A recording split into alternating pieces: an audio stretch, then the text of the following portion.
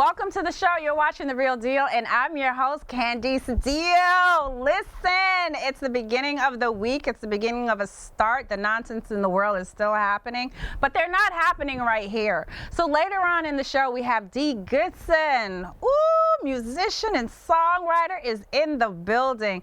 But, you know, we got to get into what's real and what's trending. DEI, is it a thing of the past, or is it still going? What's happening? Well, we know that the big retailer giant Target has now joined the DEI train, saying it's canceling its plans, canceling everything that they had in place for DEI, and people are not happy about it. But they're not the only one. We're talking some of the biggest brands in America, including Amazon, Meta, Walmart, and even McDonald's. Not McDonald's.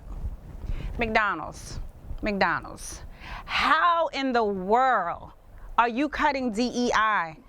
You sell to the majority of the people getting deported. Hello. Let's be real. You're in the poorest neighborhoods in the U.S. Your dollars are going towards marketing towards the black dollar. Now, how in the world do you expect us to eat your French fries and your rubber meat going forward? We are not doing it. We are going to Burger King. Does it make sense? Let the church say amen. Amen. Mm-hmm. So McDonald's, you are a thing of the past, but here is the rainbow at the end of the rain. Costco, we rock with you. And we're going to rock with you to the end of it, because Costco's president is standing firm that he is not removing his DEI team at all. He believes in it 100%. Take a look at this video. So Al Sharpton led over 100 members of the National Action Network to Costco in East Harlem. There he is. And they scheduled a buy-in to show their support for the strong commitment to diversity, equity, and inclusion. Like I said, Costco is standing firm. But unfortunately, Republicans are trying to put the squeeze on Costco, telling them that they have 30 days in which to dismantle their program. And they literally said no, they're not doing it. Their programs are gonna last, their programs work. Why would they take it away? A lot of the base and the people that actually not only work for Costco, that shop at Costco, are minorities. And Costco is saying they care about their program. Do we know if they're gonna be pushed to actually change that? We have to see. But Costco, I like Costco's anyway, because when I get everything in bulk, do you go to Costco, Jazz? Listen, I'm gonna get the hot dog and the slice of pizza Mm-hmm. from the food court. Yes. And Costco is changing their food court. So they're rearranging their entire structure. So I implore you to go to Costco. Walmart, I stopped going to Walmart anyway, because Walmart should be paying me to bag my own bags. Like, it is absolutely ridiculous. I go in there and I feel like I need the check, and then have the nerve to stop you as you're walking out the door to ask you for the receipt. Don't ask me for the receipt, Walmart. How about you actually have a cashier there, check me out and bag my stuff? Then you won't have to ask me for a receipt. I'm just saying. I know I'm going on a tangent, but this whole DEI situation, it's not ending, unfortunately. We know that there's going to be a lot more mega stores that jump onto it. But guess what? Elf, honey, the makeup giant, has said it's not doing anything. They've actually ramped up their marketing to include queer and bisexual and what do you call it? Trans people in their campaign. Elf is not buying into it. So if you need a makeup brand in which you can go to Elf. But where we gotta go is a short commercial break. We'll be right back after this.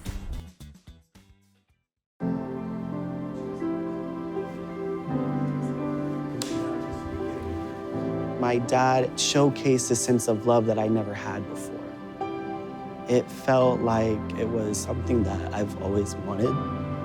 I mean, he's not only my parent, like, he's like my best friend.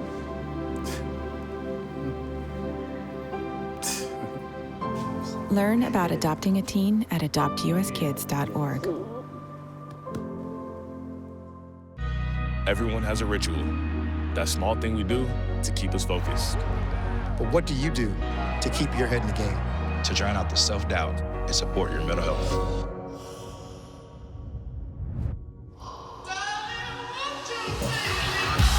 Because being your best isn't just about taking care of your body. It's about taking care of your mind and mental health. Find the resources you need to keep your mental health a priority. Love your mind.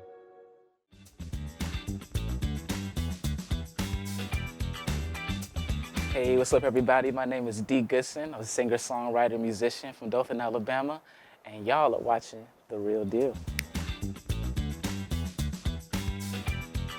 Welcome back to The Real Deal. So sitting with me now is none other than the Dee Goodson. Let me finish, girl. So, Dee is a songwriter and musician, and he has played with some of the greats like Jagged Edge, Keisha Cole, Ashanti.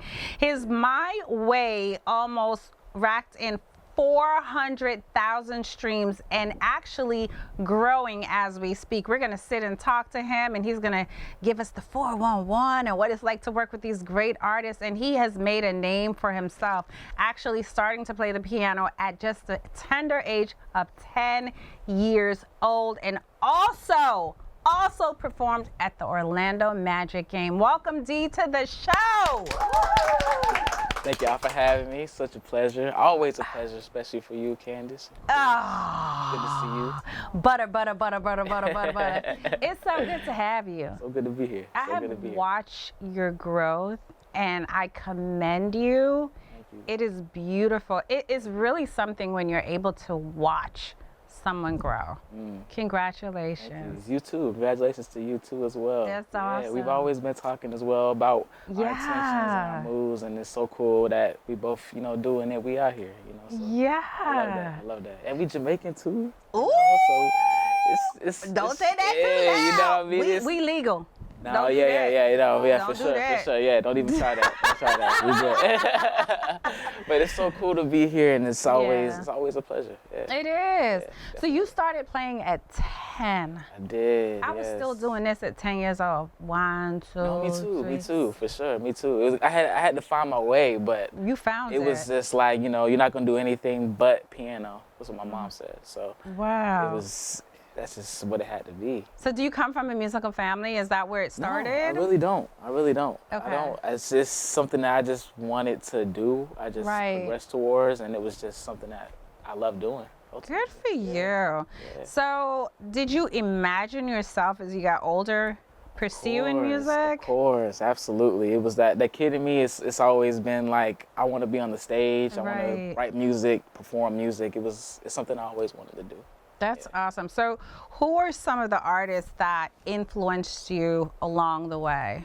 Oh man, it's always changing, but it's along the way since a kid, I would say like Chris Brown for sure, big artist. Yeah. You got Eric Bellinger, Usher, Okay. Justin Bieber even too, he plays the guitar, sings and stuff like He's that. amazing. So, yeah, he is. He's He really amazing. is. He gets a lot of credit, but it's a lot of people that really inspired me going along the way, but those are just a few that's really been the most impressionable. Yeah. Okay, so is there a defining moment when you realized you're like, I'm good at this?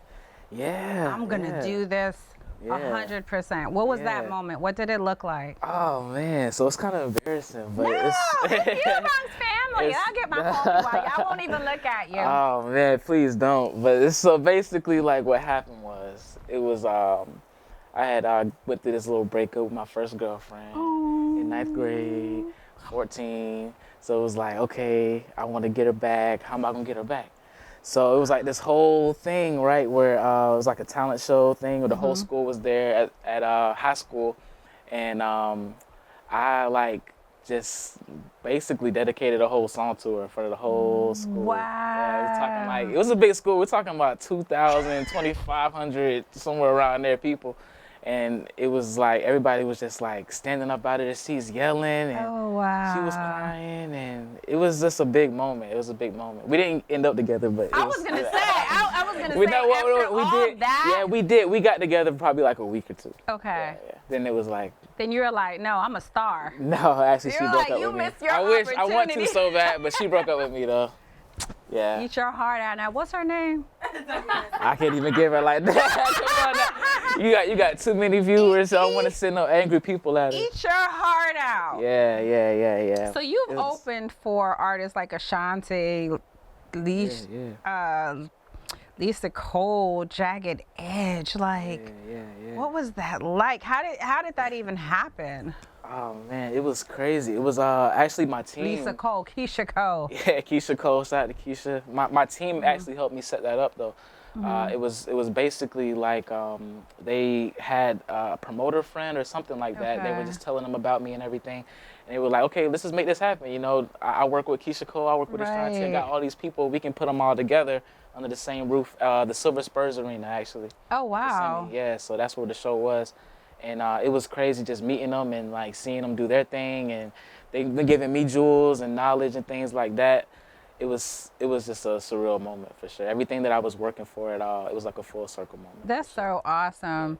Yeah. So what would you say your most memorable performance was? Oh man. So far, because you got a lot more to go. Yeah, for sure. I would say right now, definitely the Orlando Magic halftime That was show. pretty Yeah, cool. that was insane. It was like I'm not even here right now. It's like I'm like outside of myself, watching myself do these things. And little kids came up to me and things like that, wanted to take pictures, and it was crazy. You rocked it. No, thank you so much. You rocked it. I mean, I wasn't there, but I got to see the video. Yeah. And the fact that it was a packed stadium had to have been like overwhelming. Yeah, no, it was insane. Like even when we did the rehearsal, where it was just nobody there, it was just almost just unbelievable. Yeah, just to put myself there to know like in a couple of hours, this whole thing's gonna be like packed out with 20,000 people. It was crazy. Ooh, wild. I just gotta stop for a second. When you think about the goodness of God. Right, yes. You literally, people don't understand who God is and what he's able to do. People feel like it's just this religious figure, it's this myth, and it's not. No. Because when you can stand and see that and you just know like, God, this is all you. Literally. Isn't it overwhelming? Literally, especially like me, especially like us having that Christian background. It's like I grew up in the church. You know, my parents had a church, their own church and everything. So it was always just, you know, praying day in, day out, you know, and it was always manifesting and everything. And it was like, it's really happening. It's really here. You know, everything I've been working for, praying for, it's all like brought me here to this moment, you know, even to this moment here with you. You're gonna make me just lose my whole mind right now. Hey, you getting me there now. Okay, before we get there, we gotta take a short break, guys. Don't go anywhere. We'll be right back after this. Mom was always organized, but she started forgetting to pay her bills on time. And she'd buy the same gifts over and over. Telling the girls about my Alzheimer's diagnosis was really hard. At first we had our cries, but then we were like, okay, let's make a plan. Early detection gave us time to adapt together. It's so important for you to think about what you can do and making the most of what you have. If you or your family are noticing changes, it could be Alzheimer's. Talk about seeing a doctor together.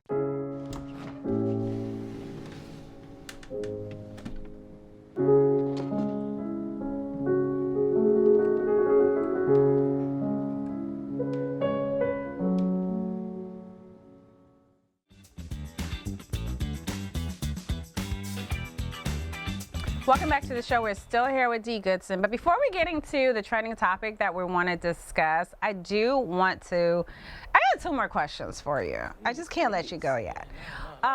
So when you look at the industry, what would you say the biggest challenge has been thus far? Because I feel like someone needs to know that and they can overcome it. Right now, I would say the biggest challenge as a artist would be the saturation of everything with social media. It's a blessing and a curse because you can get that content and get that audience with a viral video. Right. You know, with algorithms and things like that in place, it's easier for you to get to those people. Right. But it's so many people posting the same thing, and so many people posting other things, and it's like, yeah, you're doing cool, like, yeah, you're talented, but this person's funny, and this person got millions of followers, millions of likes, and I would say that that's an obstacle that's, I would say, the most That's so hardest to overcome. interesting. Yeah, I've never heard anyone say that, but I can understand. So it's like you have to really stand out. Exactly. They say you're in a competition with all of these TikTok creators and everything like that. And even though people like me that just do it just for the love of it, right? In a way, you kind of are, you know, because you're fighting to get that notoriety and that attention, that audience as well. When you have these things already set up in place and these people and all these content creators in place, it's harder for the good music and things like that to get heard, you know. Well, you're being heard. By the grace of God. You're being heard. What projects do you have coming up? What can we look forward to? Right now, I'm just building the vault right now. I'm building the catalog. I love that. I'm pushing Time to Go. That's my latest single right now. Okay. And in about a few months, I would say, this year for sure, I'm going to have a new single out too. You going to come back and sing it? Yeah, come back and sing it. Yeah, of course. It's only right. It's only right. No, I mean, you're amazing. You're absolutely You're amazing. amazing too, really. It's always so refreshing to be around you as well. Don't do that. Okay. I'm So wait, I want to pick your brain about something that's going on in the UK. So I know AI right now is taking over the world. It's literally taking over the world. I know here in the U.S., the laws really aren't strict yet on AI. I'm not sure what that's going to look like. But recently, it is. But recently, Paul McCartney and Elton John in the UK actually are going through this right now. So the government imposed new rules to protect copyright of artists and musicians amidst the rise of artificial intelligence.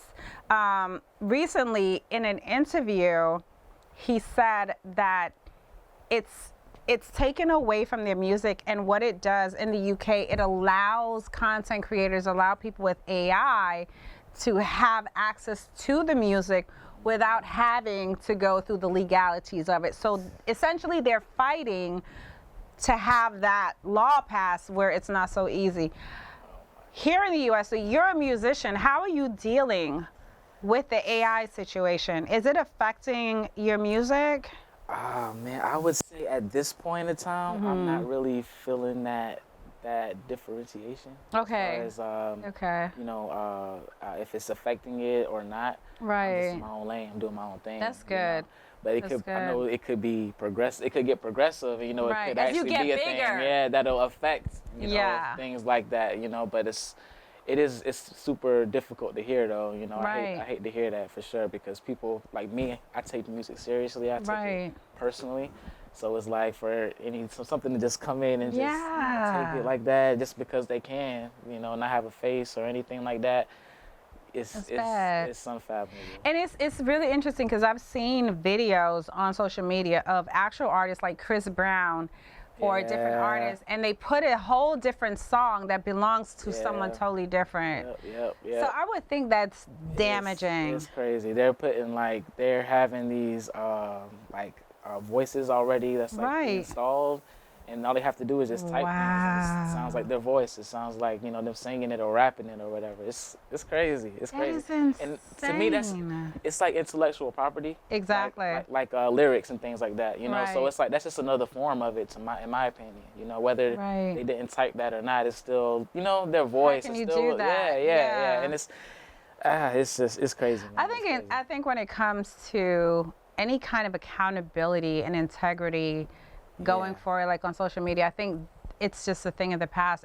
Anything goes now. Yeah. Anything is allowed. Yeah, they're figuring out different ways to take you out of that pocket. And it's also difficult because as an artist, we're also trying to fight for more rights for our music as far as with streams, you know. Right. Like we're getting so many streams, but you're getting so much, you know, amount paid. You know, too. So you already have that battle on as an artist, and now we're doing this AI stuff and doing the content creation stuff. It's just one thing after another right now. I wish content creators stayed in their lane. If you do food, do food. No, it's if you cool. do shoes, do shoes. It is cool. It is cool though, because exactly. Yeah. You can cross. You can have that content creation, and boom, they're doing like something to your song. Well, that's great. And thank God for TikTok, because TikTok has been able to promote so many songs and so many artists, and actually help them. So true. rise. So true. And I've been a first-hand witness to that as well too. So. Good for you. Well, we're going to take a short break. We'll be right back after this.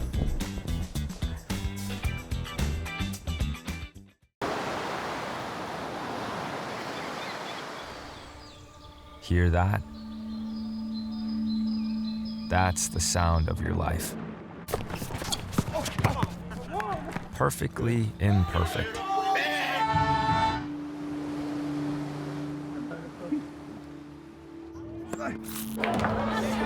Beating in rhythm to the world you've created.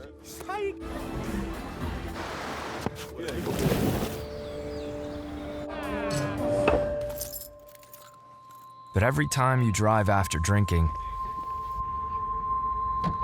the music gets drowned out. Your life sounds pretty great. Don't let a buzz ruin it. Buzzed driving is drunk driving. Don't drive buzzed. I don't think that many kids in my son's school even do it. He makes fun of his friend who vapes. He would never try it. She's into soccer. She's on the honor roll. She's just not the type. No way. No way. No way. No way, my kid would never vape. Get your head out of the cloud. Today, nearly 8,000 kids will start vaping. Maybe even yours. Learn about the dangers at talkaboutvaping.org.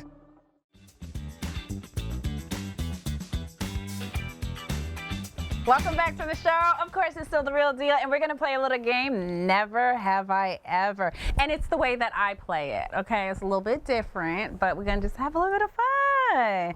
All right, you go first. All right, so never have I ever skydived. I want to do that so bad. Me too. At the same time, it's a little part of me that's like, I want to do that so bad. But I want to do it for sure. Yeah. Okay. Yeah, definitely. Never have I ever touched a crocodile. No.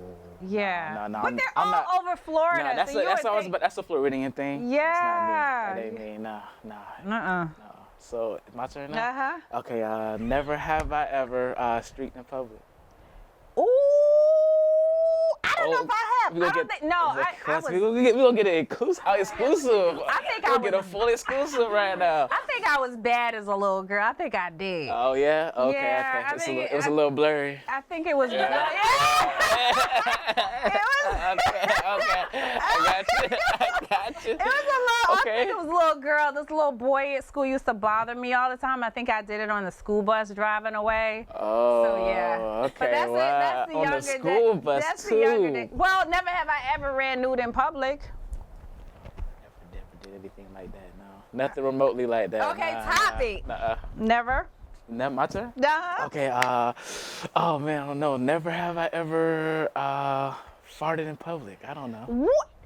Ow! Have you? I heard a thing, women don't do it, any of that. They don't fart, they don't do number two, none of that.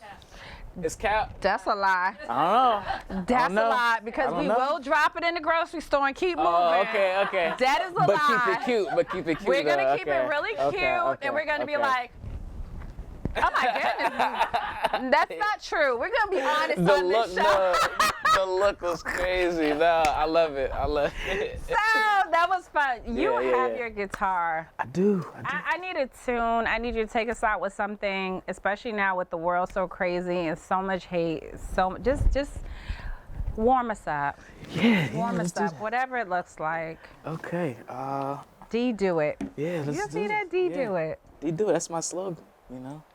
Dee, do it, baby.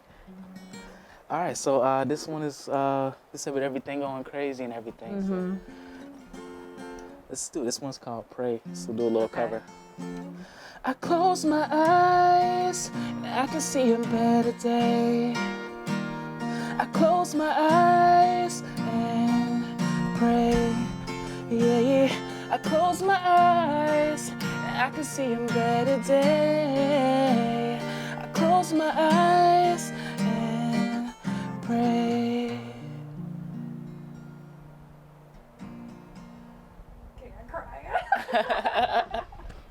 You could have went on longer. Oh man, I know. I like to give a little teaser. That Y'all is want to beautiful. see more? Look at me on YouTube, Instagram. That is beautiful. Thank you so much. Thank you for having me. This is a really cool thing, just to be able to express myself, on this platform.